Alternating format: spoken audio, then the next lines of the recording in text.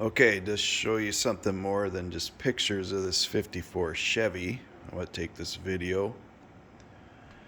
I picked up the car locally, actually, from my friend Harold. It was just a really super solid, nice piece. It's a 210 sedan, two-door. Um, I looked at it a couple times. I just couldn't pass it up. So I ended up picking it up from him. It's been sprayed in like DP primer, and it was on the original chassis. It was just a roller, no engine, and it was pretty much taken apart, and all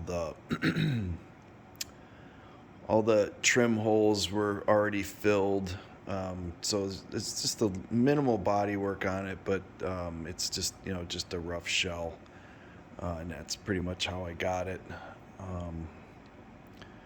So I took it all apart, and I cleaned up the chassis, took the body off, had the fenders, trunk, hood off it, all the trim and everything. And cleaned up the frame, cut off all the old suspension, and got that all ready for new stuff. And I've been just trying to put it all back together, kind of how I wanted to build it. And so I just kind of go over everything where I'm at right now. I did pick up, this is it's a 396 stroker motor. It was dynoed out already. It's about 490 some horse and about 515 foot-pounds of torque. I'm just kind of looking to finish it real plain Jane, nothing fancy. Kind of give it that subtle look. I did cut the firewall out. I got a new firewall from the guy that makes them, so I could fit the small block in there without too much trouble. So I cut the old one out, welded that new one in. Got the master cylinder off the frame, and I put a pedal assembly and power booster with master cylinder off the firewall. And you can see the stub there for the new steering column that will be connected to the power rack eventually, or will be. I just picked up a new radiator. I'm not super happy with how it sits in the core support. I had to modify that. Just doesn't exactly fit the greatest. Not sure if that can be improved. Probably. Those two ports are for the twin turbos eventually, if you want to do that. And the front pan's got some surface rust, but all in all, most of the parts are really good shape. And everything is there. I pretty much have everything. I did have to weld in some new front floor pans, the footwells.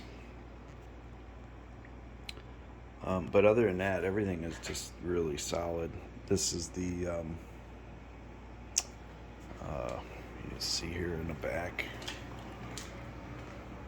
I had to cut the trunk floor out, put a tunnel in to put the suspension in. I also had to raise the wheel tubs up about 3.5 inches up into the body so the tires would go all up in there. But you can see here the trunk floor is pretty solid, and I got a cover over the old spare tire well. But everything else, you can see, is pretty good shape top side. And I think what I'll do is, well, I can kind of go over. I did get new steel wheels for it. They're 17s in the front. I think they're 245s in the front. 245, 45 17s in the front, and then I've got a 255 18 50, I believe, in the back. I went around and around with tire sizes. I actually have a bigger tire in there, but I just felt it was too close to the wheel to the wheel wells for actual practical driving. So I went with these different tires. But I'll put it up and I'll show. Well, here's the you can see the dash, the new steering column. I'm gonna put it up. I'll show you the suspension. Okay, so here it is from underneath. Starting with the front, this was all a suspension package from Jimenez Brothers in California. The cross member, the rack and pinion, the A-arms, the spindles, the brake kit, all that stuff came with that package. There was a little bit of, it was bolt in, but there was welding that you had to do to get it secured to the frame. Pretty decent kit. Everything went in pretty good. Then I had to take the transmission mount out, the stock one, which was here. And then I found this guy in, I think it was New Hampshire, that fabricated this transmission mount, this Turbo 350. So all this stuff is all fabricated, and then I just cut these old braces out and then cut them off the old trans mount and mounted them to this new cross member. You can see where the exhaust comes out. That was kind of a trick getting this side in and out of there, but seems to be like it'll be okay.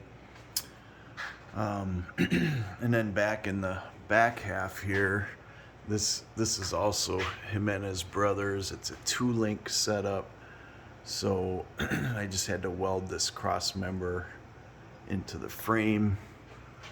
Of course, get the old rear end out of it and everything, and then all the springs and shackles and all that.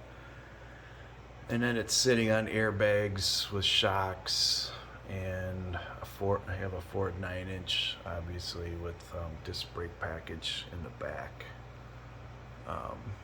So